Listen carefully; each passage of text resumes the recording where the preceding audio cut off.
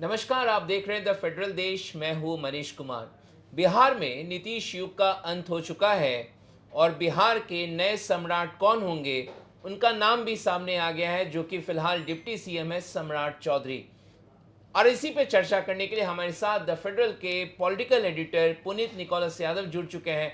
उनसे समझते हैं बिहार में जिस तरीके से सत्ता परिवर्तन हुआ है। तो पुनीत जी, सबसे पहले आपका बहुत बहुत स्वागत। शुक्रिया। और क्या आप अपेक्षा कर रहे थे कि सम्राट चौधरी वही सम्राट चौधरी जो पिछले 9 साल पहले जेडीयू आरजेडी में थे, और उनको इस तरीके से बीजेपी उनको पदोन्नति कर देगी? देखिए, ये एक चीज़ तो इसमें आप देखिए मनीष जी की, मेरा ख्याल है पिछले 6 या 7 सालों में ये पहला मौका होगा जब जो नाम चर्चा में था भाजपा की तरफ से, उसी नाम पर मोहर लगी। तो एक जो ये शक की और जो गुंजाइश इसमें आ गई थी कि क्या सम्राट बनेंगे या नहीं बनेंगे, वो उसका एक मुख्य कारण ये था कि जो नाम चर्चा में रहता है भाजपा की तरफ से, वो नाम अमूमन आखिर में नहीं होता, कट जाता है। तय नहीं होता, उसको काट दिया जाता है।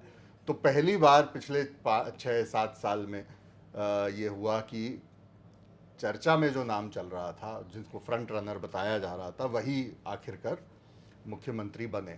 अब उसमें उनको बनाने के बाद अब ये एक सवाल शायद अभी तुरंत ना आए, पर एक सवाल बना रहेगा कि क्या सम्राट चौधरी बीजेपी की चॉइस की तरह मुख्यमंत्री बनाए गए हैं, या फिर सम्राट चौधरी को इसलिए बनाया गया है कि वो नीतीश कुमार की पसंद थे और जो एक लव कुश कॉम्बिनेशन है, या उसको आगे बढ़ा के रखने के लिए, बांध के रखने के लिए बनाया गया है। और क्या साल 2 साल बाद बीजेपी वहाँ कोई परिवर्तन करेगी और फिर किसी और आदमी को लेके आएगी? तो ये एक सवाल अभी बना रहेगा। और दूसरी चीज़ इसमें यह है कि नीतीश कुमार, आपने कहा उनका नीतीश युग का अंत हो गया है, तो वो बात अपने आप में ठीक है, एक सही है कि 20 साल के एक लंबे काल के बाद वो अब बिहार के मुख्यमंत्री नहीं रहेंगे। और सेहत भी उनकी कोई बहुत अच्छी नहीं है, जो एक बड़ा मुख्य कारण रहा उनके राज्यसभा में आने का। पर देखिए, वो बार बार एक चीज़ कह रहे हैं कि बिहार में एक तरह से एक भीष्म पितामह की जो रोल है, उसमें भूमिका जो है उसमें वो रहेंगे। तो क्या उस भूमिका में वो जो एक तालमेल सम्राट चौधरी के साथ उनका पिछले कुछ सालों में बन गया था, क्योंकि सम्राट चौधरी डिप्टी सीएम उनके अंडर रहे, और हालांकि लीडर ऑफ अपोजिशन भी उनके सीएम रहते हुए रहे, तो पर वो तालमेल कितना बैठ पाता है, कब तक बैठा रहता है, वो भी एक देखने की चीज़ होगी। तो ये अभी आज तो अनाउंसमेंट हुआ है, अब आपको ये भी देखना होगा कि क्योंकि नई कैबिनेट बनाई जाएगी, तो नई कैबिनेट का क्या ढांचा तैयार होता है। उसमें deputy chief minister Nishant Kumar अकेले होते भी हैं या नहीं होते, और उसके अलावा और भी क्या, निशांत के अलावा भी क्या कोई और उप मुख्यमंत्री होगा, उनका तालमेल सम्राट चौधरी के साथ कैसा होगा, और भाजपा सम्राट चौधरी को कितना एक फ्री हैंड, एक खुली छूट देगी अपनी राजनीति करने में और बिहार चलाने में। क्योंकि देखिए, सवाल सिर्फ ये नहीं है यहाँ कि सम्राट चौधरी नए मुख्यमंत्री बने। एक 20 साल के कालखंड का अपना एक वज़न होता है, उसकी अपनी एक लेगेसी है। उस लेगेसी को क्या सम्राट चौधरी आगे बढ़ाएंगे या अपनी लेगेसी बनाने की कोशिश करेंगे, वो भी एक सवाल है। तो ये बहुत सारे अभी बहुत चीज़ें हैं जिनके ऊपर अभी भी पर्दा है, तो हमें इंतज़ार तो करना पड़ेगा देखने के लिए। एक तस्वीर जो मैं देख रहा था, जब उनके नाम का ऐलान हुआ, विजय सिन्हा डिप्टी सीएम जी। उनके नाम का प्रस्ताव देते हैं। और आपको पता है कि विजय सिन्हा भी मन में कहीं ना कहीं ये जी। ख्वाब पाले हुए थे कि वो मुख्यमंत्री बिहार के बनेंगे, स्पीकर रह चुके हैं, पार्टी के कद्दावर नेता हैं, बिहार बीजेपी के सबसे कद्दावर नेताओं में से एक थे, और उनको नाम का ऐलान करने के लिए कहा गया, उनके नाम का प्रस्ताव देने के लिए कहा गया, तो उनके अंदर बेचैनी आपको नहीं महसूस हो रही होगी? देखिए, ये निश्चित तौर पे एक बेचैनी होगी, और सिर्फ उनके मन में नहीं होगी, भाजपा में और भी ऐसे लोग होंगे जो चाह रहे होंगे कि भाई सम्राट ना बने। पिछले महीने भर से जब ये असमंजस की एक स्थिति बनी हुई थी कि कौन बनेगा, नीतीश के बाद में कौन आएगा, भाजपा किसको चुनेगी, कई लोगों का कहना था कि हफ्ता 10 दिन पहले जब सम्राट चौधरी दिल्ली आए तो दिल्ली से वापस पटना लौटने के बाद उन्होंने लोगों से मिलना बहुत कम कर दिया था, तो उसके अपने मायने निकाले जा रहे थे कि शायद नाराज हैं, शायद भाजपा ने पत्ता मना कर कट भी दिया गया, है, कई लोग पत्ता ये भी कट कह गया। रहे थे। तो कई लोगों ने नाम भी सुझा दिए थे कि भाई ये नहीं होंगे, वो फलाने मतलब होंगे। श्रेयसी सिंह तो किसका किसका हाँ, नाम हाँ, इस दौरान सबके चल मतलब वो गैसवर्क जो है वो सब तरह का हो गया था।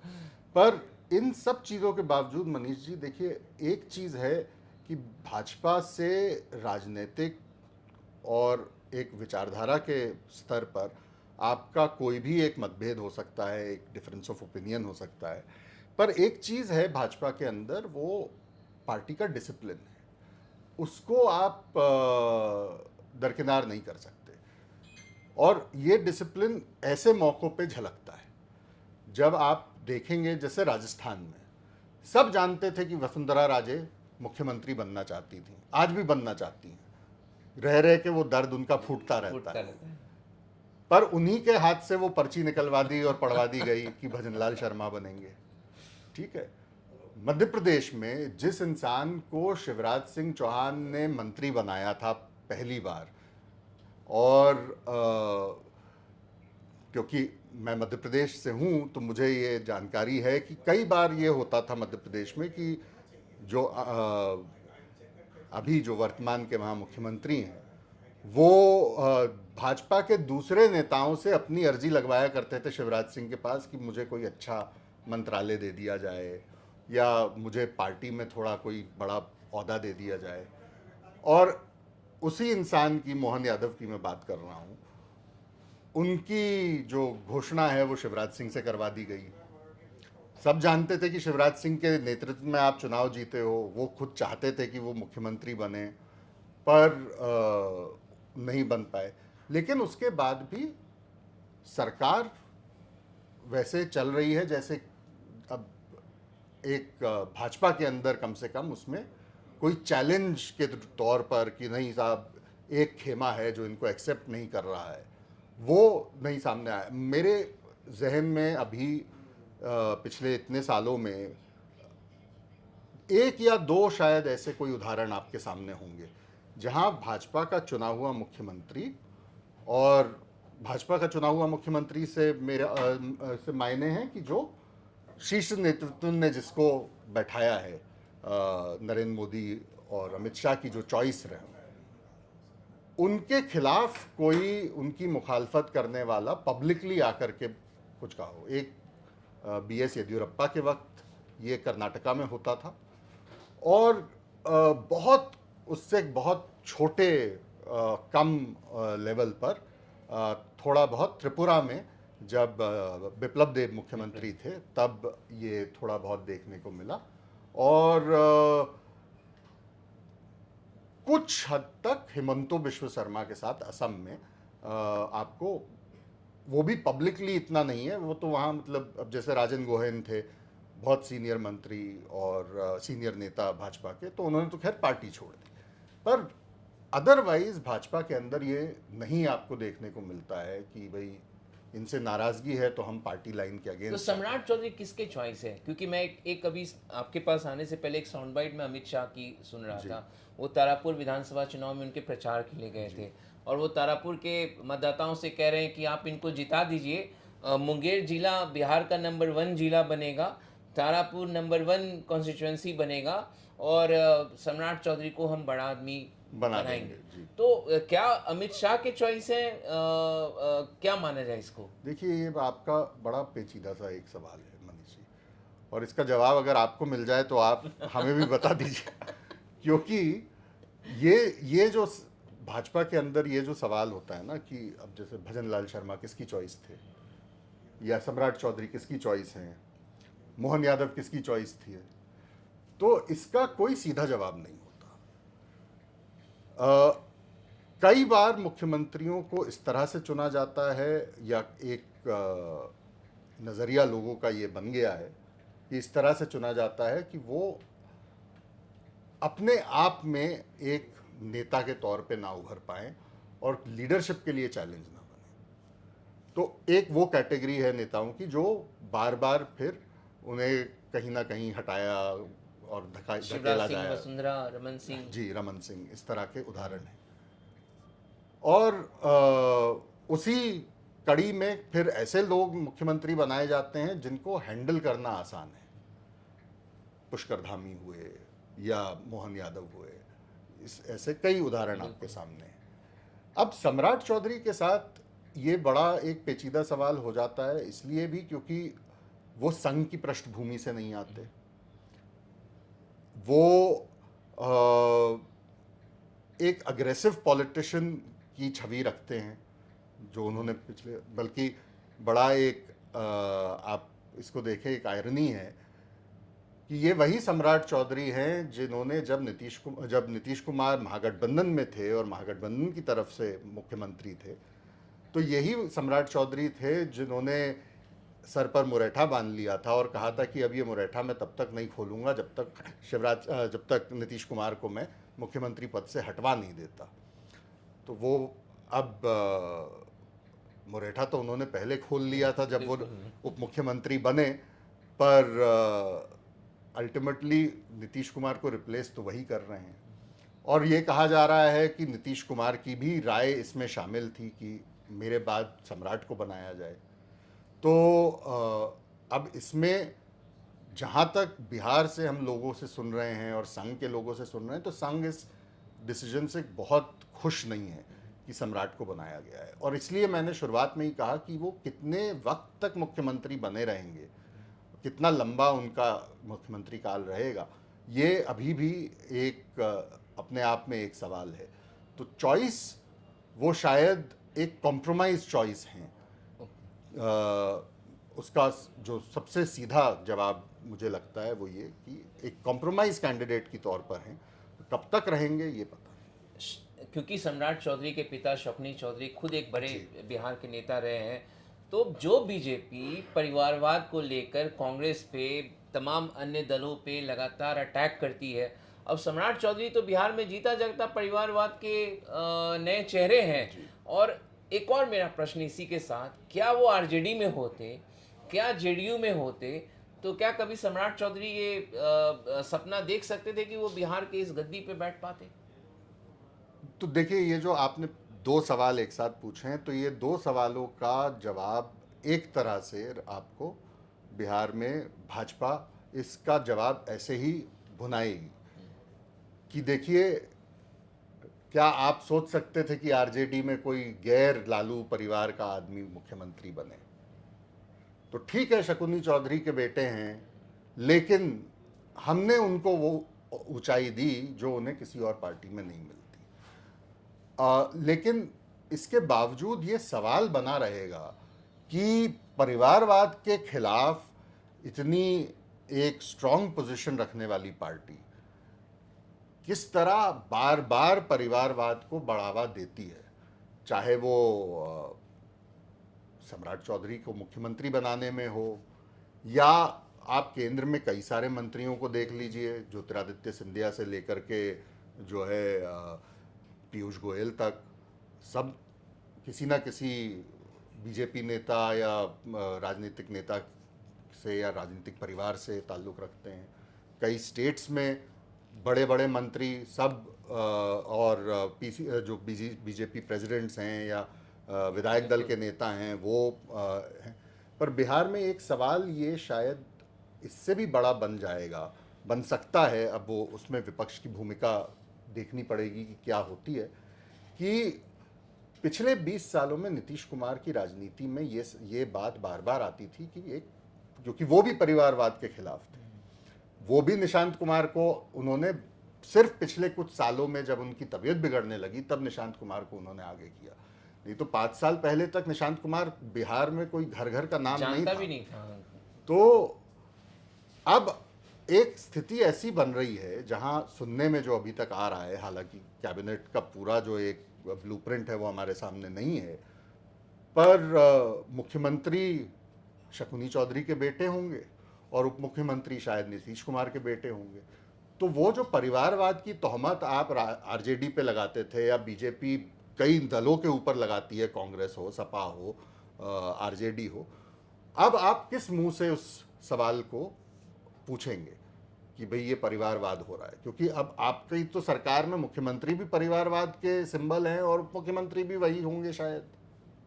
तो वो एक चीज जरूर रहेगी। एक और चीज मेरे मन में प्रश्न आ रहा है कि हिमंता बिस्वा शर्मा, वो भी कांग्रेस से आए हुए नेता, और उनको भारतीय जनता पार्टी, बहुत दिन नहीं हुए उनको आए हुए, लेकिन किस तरीके से वो नॉर्थ ईस्ट के सबसे बड़े नेता के तौर पे भारतीय जनता पार्टी के उभरे हैं।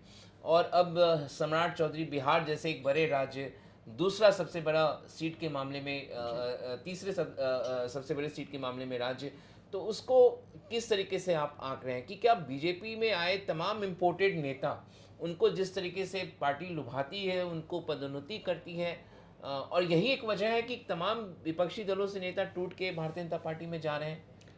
नहीं, वजह तो ये नहीं है, वजह तो कई कई तरह की है। ये भी शायद एक वजह हो सकती है कि लोगों को लगता है कि यहाँ हमारा भविष्य ज़्यादा आगे तक ज़्यादा लंबा रहेगा और आगे तक हम पहुँचेंगे राजनीति में।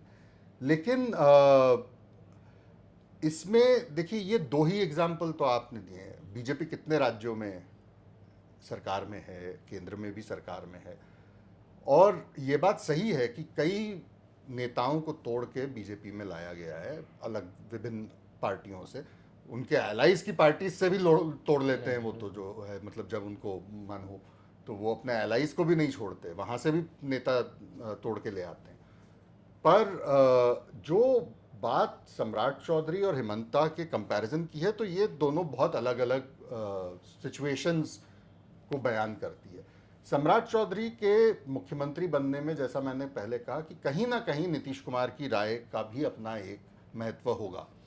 दूसरा ये कि वो जिस समाज से आते हैं, कोयरी समाज से आते हैं, और एक उनको सिर्फ कोयरी समाज से जोड़ के ना देखें, और आप एक जो है बैकवर्ड कास्ट, जो एक बड़ा तबका है, उससे जोड़ करके अगर आप देखें, तो देखिए बिहार में अपने आप में एक वो बड़ी ज़रूरी और महत्वपूर्ण वोटिंग ब्लॉक है। अगले साल फरवरी मार्च में उत्तर प्रदेश में चुनाव होने हैं, बिहार से लगा हुआ राज्य है, वहाँ बैकवर्ड पॉलिटिक्स, कुशवाहा समाज, जिस समाज से सम्राट चौधरी खुद आते हैं, वो राजनीतिक तौर पे एक बहुत इम्पोर्टेंट भूमिका प्ले करता है। तो उसको भी कहीं ना कहीं साधने की, भुनाने की एक कोशिश आपको सम्राट चौधरी के मुख्यमंत्री बनने में दिखेगी। और इसलिए मैं कह रहा हूं कि अगले कुछ महीनों तक शायद उनके लिए चैलेंज ना हो, पर एक बार बिहार की सिचुएशन थोड़ी संभल जाए, उत्तर प्रदेश का चुनाव हो जाए, उसके बाद उनकी क्या भूमिका रहेगी, किस पोजीशन में वो सरकार चलाएंगे, ये अपने आप में एक देखने वाली चीज़ होगी, जो आपको अभी फौरन जिसके जवाब नहीं मिलेंगे, शायद 6 महीने, 8 महीने, 1 साल बाद। और तो मेरा फिर आखिरी सवाल ये है, क्योंकि नीतीश जी अब दिल्ली आ रहे हैं, जेडीयू का भविष्य आप यहाँ से क्या? अब जेडीयू के भविष्य को लेकर तमाम नेता, जैसे मैं तेजस्वी यादव की बयान सुन रहा था अभी, उन्होंने दो बातें कही। एक तो ये कि बताइए, जिस नीतीश जी ने बापू का हमेशा नाम लिया, उसकी जगह भारतीय जनता पार्टी को उन्होंने सीएम का कुर्सी दे दिया। दूसरा, उन्होंने कहा कि लालू के पाठशाला के छात्र की ही बीजेपी को जरूरत पड़ गई सम्राट चौधरी के तौर पे। जेडीयू का भविष्य क्या होगा? देखिए, ये जेडीयू का भविष्य क्या होगा मनीष जी, उसके साथ साथ उसके साथ एक और बहुत महत्वपूर्ण सवाल जो जुड़ा हुआ है, वो ये भी कि जेडीयू के साथ साथ बिहार का भविष्य क्या होगा इस सरकार में। क्योंकि जेडीयू की अपनी जो एक राजनीति रही नीतीश कुमार के पिछले 20 सालों में, उसमें एक कंटिन्यूटी थी सोशलिस्ट पॉलिटिक्स की। बीजेपी की पॉलिटिक्स सोशलिस्ट पॉलिटिक्स नहीं है। तो वो उस नज़रिए से अगर आप देखेंगे तो ये एक टकराव की स्थिति जो है अगले कुछ 6-8 महीने 1 साल में आपको शायद देखने को मिले कि क्या सामाजिक न्याय की जो राजनीति है, सोशलिस्ट राजनीति है, वो और सांप्रदायिक राजनीति जो है वो साथ साथ कितनी चल सकती है और कब उनमें एक हावी होगा और एक दूसरे के ऊपर हावी हो सकता है। क्योंकि नीतीश ने कभी अपने रहते सांप्रदायिक राजनीति को हावी नहीं होने दिया, पर वो उस वक्त मुख्यमंत्री थे। अब वो मुख्यमंत्री नहीं है और अब उनकी सेहत भी वैसी नहीं है। तो एक तो ये तो बिहार के दृष्टिकोण से हो गया। और बिहार, आप खुद बिहार से आते हैं, आप ये देखिए कि बिहार ने चाहे नीतीश के 20 साल हों, चाहे लालू यादव के 15 साल हों, वहाँ जाति की राजनीति पर तो बहुत उसको एक्सेप्ट भी किया गया है, सींचा भी गया है, हर तरीके से वो हर जगह आपको दिखती है। कम्युनल पॉलिटिक्स को बिहार ने कभी भी खुले हाथों से एक्सेप्ट नहीं किया। भागलपुर दंगे के बाद बिल्कुल ठीक है, तो अब अगर उसमें बीजेपी कोई चेंज लाना चाहेगी, कोई बदलाव लाएगी, तो बिहार उसको किस तरह से देखेगा, वो एक बहुत बड़ा सवाल है। जहां तक जेडीयू की बात है, तो जेडीयू के सामने एक, मैं ये कहूंगा कि एक मुश्किल घड़ी है। क्योंकि एक तो नीतीश कुमार अब उस पोजीशन में नहीं रहेंगे जिस पोजीशन में वो टर्म्स डिक्टेट कर सकें, ना बीजेपी को ना खुद जेडीयू को, क्योंकि उनकी मुख्यमंत्री पद की कुर्सी अब वो छोड़ चुके हैं, सेहत उनकी ठीक नहीं है। सीट्स के नज़रिए से भी आप देखें तो वो फिर से बीजेपी से कम सीटें हैं, हालांकि इस बार 5 ही सीट कम है पिछली बार के मुकाबले, पर सेकेंडरी पार्टनर, एक जूनियर पार्टनर के तौर पर हैं। और जो बात बिहार में बार बार कही गई है कि बहुत सारे विभीषण हैं जिन्होंने घेर लिया है नीतीश कुमार को, और चाहे वो आप लल्लन सिंह का नाम ले लीजिए, उनका नाम आता है बार बार, संजय झा का नाम आता है, अशोक चौधरी का नाम बार बार सामने आता है। तो वो लोग, जो ये बात चली हुई है बिहार में कि ये सारे जो नीतीश कुमार के पिछले 6 महीने 8 महीने में जो निर्णय हुए हैं कि बीजेपी जो कहे मान लो, स्पेशल पैकेज, स्पेशल स्टेटस की डिमांड के ऊपर आप कोई वो मत करो, एक कमेंट शराबबंदी पे भी बोल दीजिएगा जी।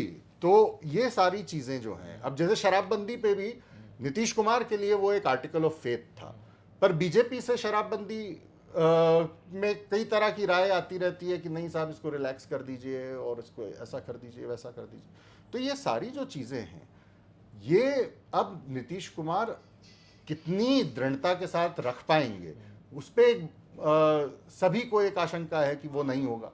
और दूसरा, जो ये विभीषणों की जो मैं बात कर रहा था, उसमें कल को अगर जेडीयू या निशांत कुमार अपने आप को एक बड़े नेता के तौर पर एस्टैब्लिश करने की कोशिश करें और ये कोशिश करें कि सरकार वो करे जो निशांत कुमार कहना चाह रहे हैं या करवाना चाह रहे हैं, और वो एक ओवरबेयरिंग अगर बीजेपी को एटीट्यूड लगने लगेगा, तो कोई इसमें वो आपको सरप्राइज नहीं होना चाहिए कि बीजेपी शायद जेडीयू को तोड़ने की कोशिश करना शुरू करेगी, या लोग शायद खुद छोड़ करके इस तरफ आ जाएं, चाहे लल्लन सिंह हो, चाहे संजय झा हो, वो लोग, उनकी क्या भूमिका रहेगी। तो जेडीयू खुद अब बिहार का जो एक कहें कि प्रमुख एक पोल हुआ करता था, वो क्या 5 साल बाद भी उसी पोजीशन में रहेगा, वो सवाल जेडीयू के नेताओं को सताने वाला सवाल है आज की तारीख में। तो एक मुश्किल की घड़ी उनके लिए, एक अनसर्टनिटी का फेज़ जेडीयू के लिए आप देखेंगे। शायद जैसा मैं बाकी चीज़ों के लिए भी मैंने कहा कि हो सकता है 6 महीने और 1 साल के अंदर ना हो, लेकिन निश्चित तौर पे साल भर बाद, 2 साल बाद आप देखेंगे कि ये जो एक मैरिज ऑफ इक्वल्स नहीं होगी, इसमें जेडीयू को अपनी ज़मीन जो है वो खोती हुई नज़र आने लग जाएगी। बिल्कुल। तो जैसा कि पुनीत जी बता रहे हैं कि भले ही सम्राट चौधरी बिहार के नए मुख्यमंत्री बन गए हैं, उन्होंने ये भी एक प्रमुख बात कहा कि कितने दिनों तक वो मुख्यमंत्री बने रहेंगे, क्योंकि संघ की तो चॉइस वो नहीं है। और ये देखने वाली बात होगी। साथ ही साथ नीतीश कुमार के दिल्ली आने के बाद जेडीयू का भविष्य बिहार में क्या है, ये भी देखने वाली बात होगी। तो इन तमाम बातों पर हमारी नज़र रहेगी। फिलहाल कल ये माना जा रहा है कि सम्राट चौधरी शपथ लेंगे बिहार के मुख्यमंत्री के तौर पर, और उनका मंत्रिमंडल का कंपोजिशन क्या होगा, क्या निशांत कुमार जो हैं वो डिप्टी सीएम होंगे या नहीं होंगे, ये तमाम बातों पर से पर्दा उठेगा। आज आपने ये वीडियो देखा, कैसा लगा कमेंट बॉक्स में जाकर अपने सुझाव दीजिए। और अभी तक आपने द फेडरल देश के यूट्यूब चैनल को सब्सक्राइब नहीं किया तो उसे ज़रूर सब्सक्राइब करें।